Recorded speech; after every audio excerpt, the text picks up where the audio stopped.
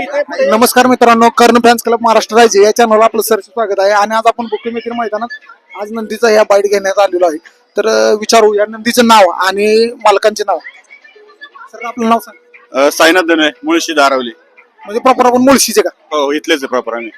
बैल आज कितव्या गटात होता? बैल आता 31 मध्ये पळाला 5 नंबर तासावर. आता 2 नंबर सेमी मध्ये 5 नंबर तासावरच आहे. सर आपला पायरा कोणासोबत आहे?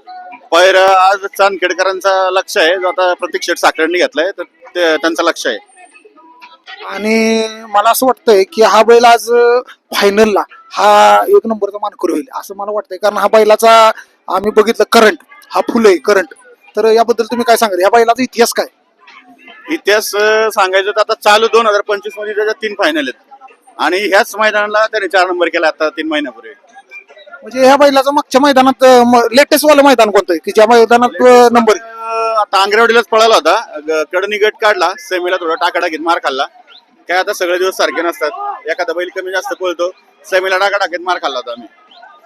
आणि आम्हाला सांगायला पुसेगावला सर आपले अपडेट.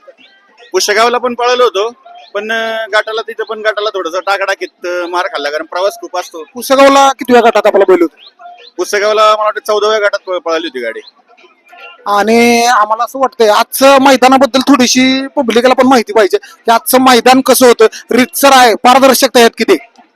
मैदान हेरीत सरस आहे. शैलेश भाऊ पवार हे भरवतात, त्यांना मला वाटतं 33रं पर्व आहे आणि खूप सुंदर नियोजन करतात. कुणावर कुठल्याही गाडा मालकावर अन्याय होत नाही.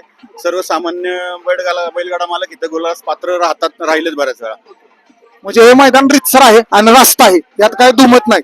आणि या मैदानातील सर्व नंदींना आम्ही शुभेच्छा देतो आणि फायनल साठी हे नंदी पात्र व्हावं आणि एक नंबरचा मानकरी व्हावं यासाठी शुभेच्छा देतो आणि आपली मुलाखत संपवतो.